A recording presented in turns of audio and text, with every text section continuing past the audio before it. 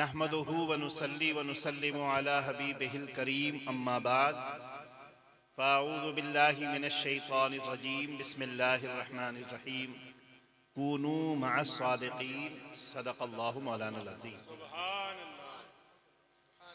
सिर्फ थोड़ी देर, बहुत तवील गुफ्तगू नहीं। थोड़ा बैठ जाओ आप। हाँ, यही अर्ज था। बैठ जाइए सब लोग, थोड़ा बैठ जाइए। बैठ जाओ। बैठ जाओ बबलू भाई, आप भी बैठ जाइए। आप बहुत ज्यादा मुअज़्ज़ज़ हाज़िरीन, बुजुर्गों का बहुत मशहूर मक़ूला है, बाअदब बानसीब, बेअदब मुझे कहने की जरूरत। 10 लाख अहादीस के हाफिज हजरत इमाम अहमद इब्न हम्बल रज़ी अल्लाहु अन्हु अपनी मसनद पर जलवा फरमा हैं। कुछ अलालत है, तकिए से टेक लगाए हुए, मोहब्बत करने वाले बैठे।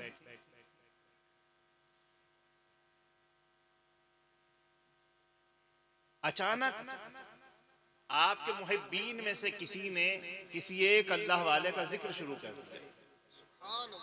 गौर से सुनिए, किसी एक अल्लाह वाले का जिक्र कर दिया शुरू, तो आप अचानक अपने तकिए से हट गए और बड़े बाअदब होकर बैठे।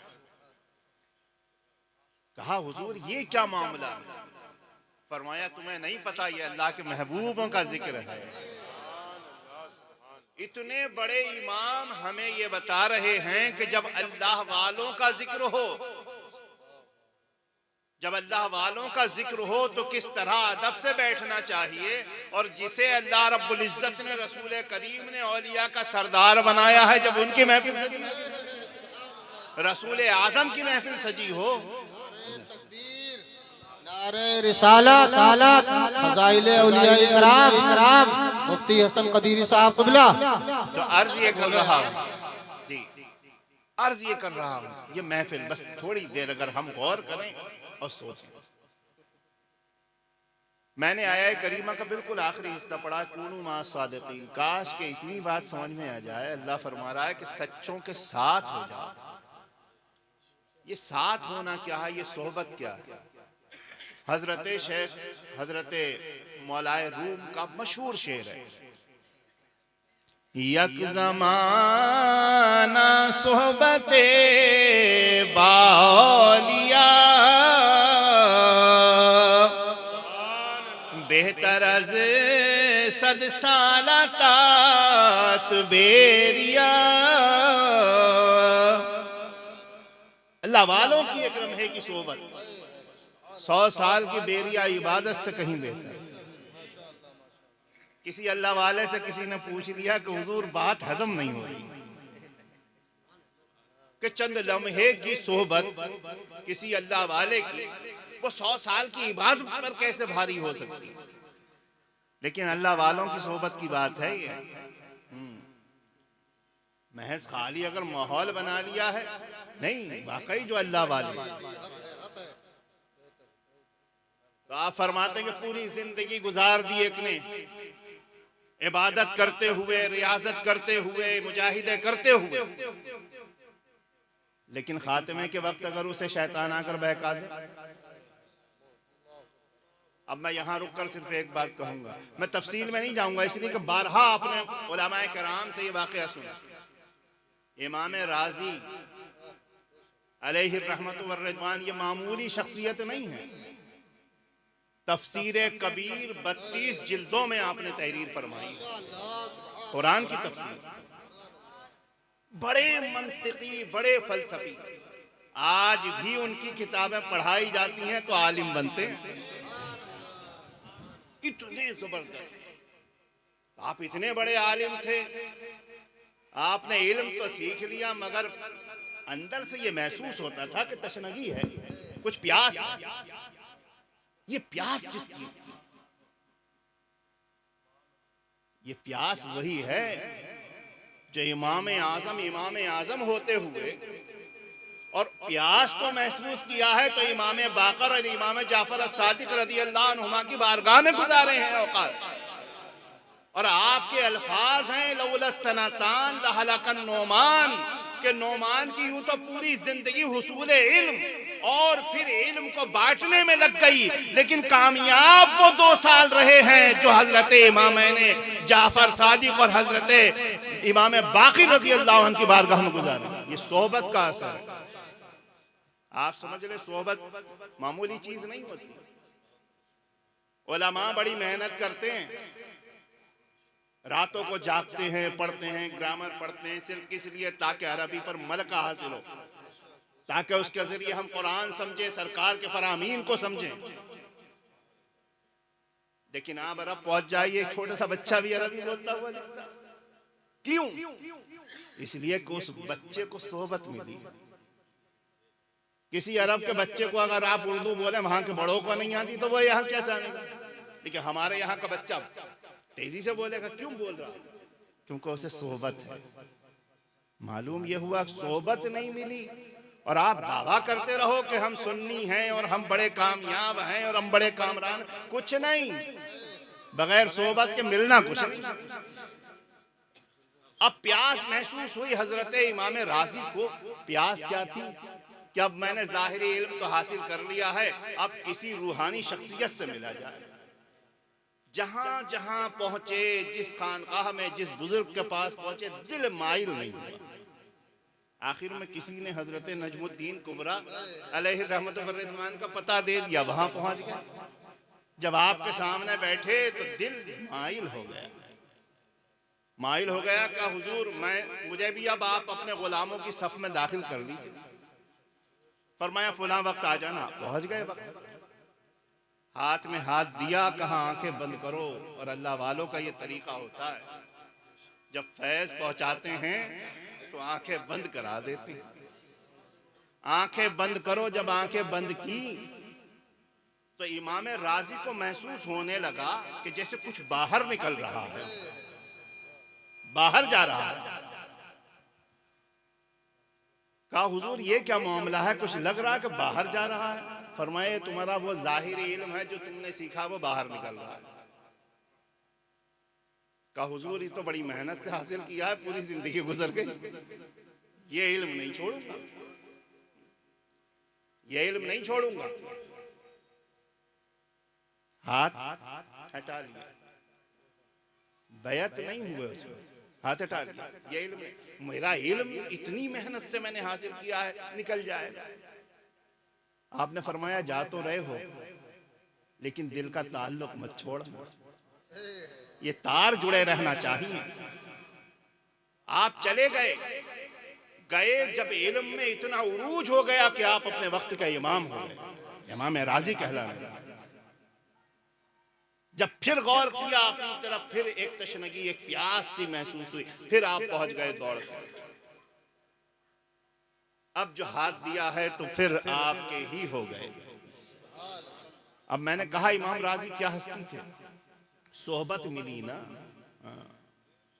यहाँ तो अजीब हाल है साहब, अगर बरसों किसी से मिल लिए, अरे अब तो इंटरनेट पे भी मुरीद हो जाते हैं, सोहबत की कहाँ जरूरत है भाई।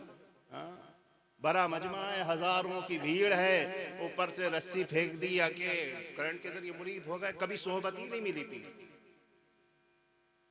सोहबत के बगैर कूनू मा सादिकीन, दुरूद पढ़ लो तो एक आपको हदीस पाक सुनाता है, अल्लाहुम्मा सल्ली अला सय्यिदना मुहम्मद व अला आलि सय्यिदना मौलाना मुहम्मद।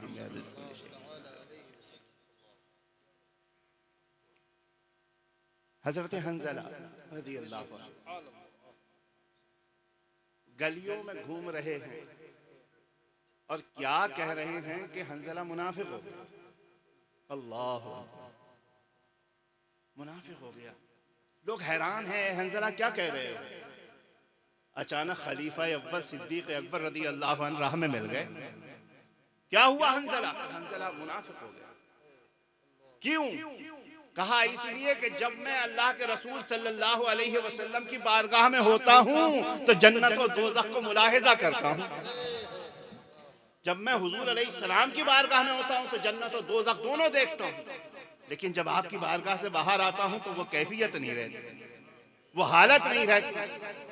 तो हजरत सिद्दीक अकबर रज़ी अल्लाह अन्हु फरमाते हैं, ये तुम्हारा हाल नहीं, हमारा भी यही हाल है कि जब उनकी बारगाह में होते हैं तो सारे पर्दे हट जाते हैं, बारगाह से हटते हैं फिर पर्दे हट। बताइए तो ऐ सिद्दीक अकबर रज़ी अल्लाह अन्हु क्या माजरा है? तो आप फरमाते हैं कि ये तो मेरा भी हाल है। अब जिनके बारगाह में जाकर पर्दे हटते हैं उन्हीं से ही ये पर्दा भी उठवा लेते हैं। सरकार की बारगाह में पहुंच गए, या रसूल अल्लाह सल्लल्लाहु अलैहि वसल्लम, ये कैफियत होती है, ये हालत होती है हमारी, जब आपकी बारगाह में होते हैं तो पर्दे उठे होते हैं, जब आपकी बारगाह से हट जाते हैं।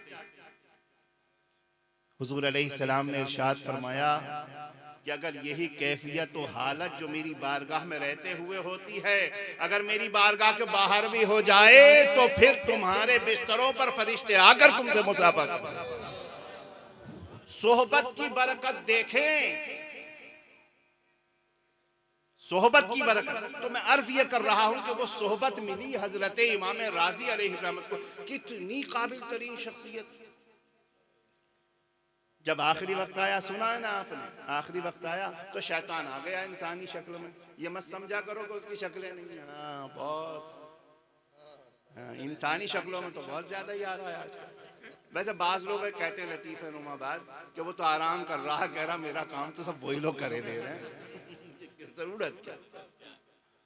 बहरहाल तो अर्ज ये कर रहा हूं कि वो आ गया और कहा इमाम राजी से, तुम्हारे पास तो बड़ा इल्म है, कहा क्या तुम साबित कर सकते हो कि अल्लाह एक है? हजरत इमाम राजी ने फरमाया बिल्कुल, लेकिन ये अकली दलील के सबूत है। हाँ, क्या तुम साबित कर सकते हो कि अल्लाह एक है? बिल्कुल। आपने दलील दी, मगर वो भी तो मुअल्लिम, उसने आपकी दलील को रद्द कर दिया। आपने दूसरी दलील दी। एक रिवायत में है कि 100 दलीलें आपने दी, इब्लीस ने 100 दलीलें आपकी रद्द कर दी। एक रिवायत में 360 दलीलें आपने दी, उसने 360 दलीलें रद्द कर दी। अब जब 360 दलीलें रद्द कर दी तो हजरत इमाम राजी अपने हाथों को उठाया अल्लाह की बारगाह में, कहे परवरदिगार, मैंने सारी जिंदगी तेरे महबूब के दीन के लिए वक्फ कर दी है, अब ये आखिर में आ गया हूँ, अब मेरे पास इसका जवाब नहीं है, क्या मैं ईमान की हालत में दुनिया से नहीं जाऊंगा? इतनी दुआ करनी थी कि आपके पीरो मुर्शिद कहीं पर वुजू कर रहे थे, आपने अपना लोटा फेंका और वो आवाज सैकड़ों मील दूर से हजरत इमाम राजी के कानों में पहुंचती है, क्या ये राजी कह क्यों नहीं देता कि हमने खुदा को बेदलील एक माना?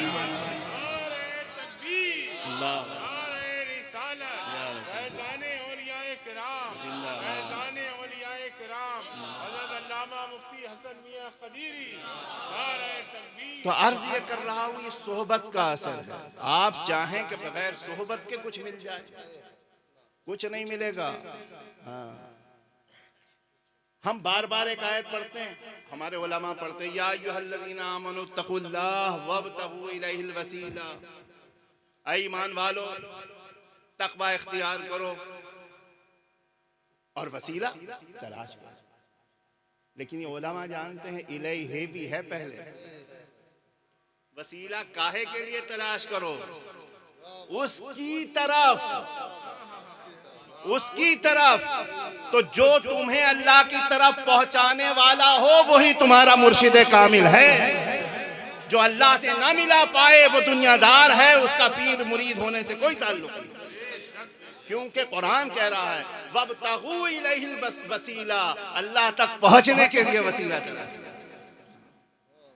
कूनू मा सादिकीन, सच्चों के साथ। आप बगैर साथ के देखें, हुजूर अलैहिस्सलाम को ईमान की हालत में जिन्होंने देख लिया वो क्या कहलाए हैं? सहाबी कहलाए हैं। आपके दौर में तो हजरत उवैस क़रनी भी थे या नहीं थे? सरकार के कैसे आशिक थे, वाकया नहीं बयान करूंगा, सरकार के कैसे आशिक थे आपने सुना है। लेकिन इतना इश्क होने के बावजूद मर्तबा सहाबियत को नहीं पहुंचे। क्यों? इसलिए कि वो सरकार के आशिक तो थे, जमाना भी मिला था मगर सोहबत नहीं मिली थी। तो मालूम ये हुआ सोबत का ये असर कि जो इसको हुजूर अलैहिस्सलाम की सोबत मिल गई ईमान की हालत में, फिर कायनात में सहाबा किराम के बाद कोई भी उन जैसे मर्तबे को नहीं पहुंचा। बात अर्ज ये कर रहा हूँ, सोबत का असर, कूनू मा सादिकीन, सच्चों के साथ हो जाओ। और यही जब तफसीर कुरान ने बयान की है ना, अनअमल्लाहु अलैहिम मिनन नबिय्यीन वस्सिद्दीकीन वश्शुहदा वस्सालिहीन, सालिहीन तक के ये सब ईमान से ये सब इनाम वाले हैं। फिर अल्लाह फरमाता वहसुना उलाइका रफीका, अरे क्या ही बेहतरीन साथी हैं। तो साथी तो बेहतरीन वही है जिसे अल्लाह बेहतरीन कह दे। आपके बेहतरीन मानने से कोई बेहतरीन नहीं होगा, बेहतरीन तो वही है जिसे अल्लाह बेहतरीन कहे। कूनू मा सादिकीन, सच्चों के साथ हो जाओ। हम एक बार किसी के हाथ में हाथ दिया दोबारा जाते ही नहीं। और कुछ लोग तो सिर्फ तादाद बढ़ाने पे लगे, भैया इधर मुरीदों की तादाद बढ़ जाए। लेकिन जो हक है मुरीद होने का, पीर होने का, किसी ने कितनी खूबसूरत बात बयान करी है, जहनों तक पहुंच जाएगा। हमें अल्लाह ने अगर माल दिया है तो हुक्म है कि हम उसकी ज़कात अदा करें। क्या हुक्म है? कितनी ज़कात पता है आप लोग? 2.5%। कितनी ज़कात? 2.5% कितनी होती है? 100 में 2.5 रुपए, 1 लाख में 2.5। बस खाली दिमाग पर जरा सा जोर दे लो, 5 मिनट से ज्यादा नहीं इंशाअल्लाह। साल में कितने दिन होते हैं? 365, अंग्रेजी हिसाब से चलिए 365। 365 का 2.5% निकाल सकते हो? 100 का 2.5, फिर 100 का 2.5, फिर 100 का 2.5, कितने हो गए? 7.5। अब बाकी कितने रह गए? 65 कितने हुए आपको पता है? 9 पॉइंट कुछ, 9 प्लस कुछ, समझ गए ना? तो 365 दिन का 2.5% कितना बना? हाँ, 9 प्लस, समझ गया? अब मैं सिर्फ ये बात कहकर जो आपको समझाना चाहता हूँ कि अल्लाह ने अगर तुम्हें माल दिया है तो हुक्म ये है कि 2.5% ज़कात निकालो। और अगर तुम्हें अल्लाह ने ये वक्त दिए हैं, ये महो साल दिए हैं, 365 दिन दिए हैं, तो इसके लिए भी फरमा दिया गया कि इसकी भी ज़कात निकालो। वो ज़कात क्या है? वो 10 दिन है एतिकाफ के। वो क्या है? 10 दिन हैं एतिकाफ के। लेकिन वो 10 कहाँ होते हैं? कभी 29 तो 9, कभी अगर 30 हो गया तो 10 हो गया, इसलिए 9 प्लस है। तो अर्ज ये कर रहा हूं, ये क्यों होता है? ये तन्हाई है, ताकि जब तुम बैठोगे तो कोई अल्लाह वाला भी तुम्हारे साथ बैठा हो। उसकी सोहबत जब तुम्हें मिल जाएगी तो परवरदिगार आलम की बारगाह में तुम्हारा ये अमल कबूल हो जाए। अभी इरफान मियाँ कह रहे थे कि अगर यहाँ कोई वो आ जाए, मैं तो ये अच्छा गुमान करता हूँ कि अगर कोई आ जाएगा तो इंशाअल्लाहुल अज़ीज़ हम सब अहले इश्क हैं, अहले मोहब्बत हैं, अहले निस्बत हैं। क्या खबर है कि हमारी अच्छाई उसके दिल में भी आ जाए और वो भी अच्छा हो जाए। हाँ भाई, सोहबत का असर तो होता है कि नहीं? तो कूनू मा सादिकीन, सच्चों के साथ हो जाओ। अब सच्चों के साथ होने का मतलब है सोहबत इख्तियार करो। बस हजरत शेख सादी जो कहते हैं ना कि यार बद बदतर बुबद अज मारे बद, बुरा दोस्त जहरीले सांप से ज्यादा बदतर। हाँ, हम लोग क्या बस जो हमारी तारीफ कर दे हम उसके पीछे पड़े हैं। ये नहीं देखते कि ये अल्लाह और उसके रसूल सल्लल्लाहु अलैहि वसल्लम से भी मोहब्बत करने वाला है कि नहीं। याद रखें, जब कोई शख्स अपने किसी दोस्त से अल्लाह की रजा के लिए घर से निकलता है मिलने, हदीस पाक, तो अल्लाह एक फरिश्ता भेजता है। वो फरिश्ता क्या पूछता है उससे? हदीस पाक आई ना तुरीद, भाई कहाँ का इरादा है, किधर जा रहे हो? तो वो कहता है कि मैं फलां गांव में जा रहा हूँ किसी से मुलाकात करने। वो कहता है क्या कोई एहसान वगैरह कुछ है तुम्हारा उससे लेन देन जो जा रहे? बोले नहीं, मेरा कोई उस पर ना उसका मुझ पर कोई एहसान है ना कोई लेन देन है। फिर क्यों जा रहे हो? बोले सिर्फ अल्लाह की रजा के लिए जा रहा हूँ कि वो अल्लाह से मोहब्बत करता है, इसलिए मैं उससे मुलाकात के लिए जा रहा हूँ। हदीस पाक है, हदीस पाक है। वो कहते हैं मत जाओ, कहते नहीं कहते, हाँ वो तो कहते हैं शिर्क है भैया जाना, हाँ, याद रखो। अब हदीस में क्या है कि वो फरिश्ता पूछता है ना तुरीद, कहाँ का इरादा है, कहाँ मैं जा रहा हूँ, क्यों जा रहे हो? मिलने इसलिए जा रहा हूँ कि वो अल्लाह से मोहब्बत करने वाला है। तो वो फरिश्ता कहता है कि मैं इंसान नहीं, अल्लाह का फरिश्तादा हूँ, भेजा हुआ हूँ, और अल्लाह ने तुम्हारे इम्तिहान के लिए मुझे भेजा था। अब उसका इरशाद है कि जब तुम मेरी रजा के लिए फलां से मिलने जा रहे हो, तो जिस तरह तुम मेरी मोहब्बत में उसके लिए जा रहे हो, तुम्हें खुशखबरी सुनाई जाती है, अल्लाह भी तुमसे वैसी ही मोहब्बत फरमाता है। तो आज अगर तुम यहाँ पर सिर्फ इस मोहब्बत में आए हो कि मेरे परवरदिगारे आलम के जिक्र की महफिल हमारे बबलू भाई ने सजाई है, तो लिहाजा हम इनके यहाँ इसलिए जा रहे हैं ताकि अल्लाह का जिक्र सुने, रसूलुल्लाह का जिक्र सुने और उसके महबूबीन के तज़किरे सुने। तो हमारा यहाँ आना इबादत हो जाएगा, हमें कदम कदम पर सवाब मिलेगा, और हमारा यहाँ बैठना लम्हा लम्हा हमारे लिए सवाब का बाइस हो जाएगा। कूनू मा सादिकीन, इस पे अगर मैं तफसीली गुफ्तगू तो फिर कूनू मा सादिकीन इंशाअल्लाह घंटों गुजर जाएंगे और ये मामला ख़त्म नहीं होगा। बस शेर पूरा कर दूं, यार बद बदतर बुबद अज़मारे बद। आप फरमाते हैं बुरा यार जहरीले सांप से बुरा है, हक़ ज़ाते पाक अल्लाहु समद। कहते हैं ये बात मैं यूं ही नहीं कहता, उस पाक बेनियाज उस हक़ परवरदिगारे आलम के नाम लेकर ये बात कहता हूं कि बुरा दोस्त जहरीले सांप से ज्यादा बुरा। फिर आप फरमाते हैं, दलील देते हैं बुरा क्यों है। यार बद आरत तुरा सूए जहीम, बुरा दोस्त तुझे आखिरकार जहन्नम की तरफ ले जाएगा। यार नेको गिर तायाबी नहीं, अगर तुझे दोस्ती ही करना है तो किसी साले से दोस्ती कर ले, किसी नेक से दोस्ती कर ले कि वो भी जन्नत की तरफ चला जाए, तुझे भी जन्नत की तरफ ले। ये है कूनू मा सादिकीन, सच्चों के साथ हो जाओ। अल्लाह तबारक व तआला हम सबको नेक अमल की तौफीक अता फरमाए। आमीन। व आखिर दावाना अनिल हम्दुलिल्लाहि रब्बिल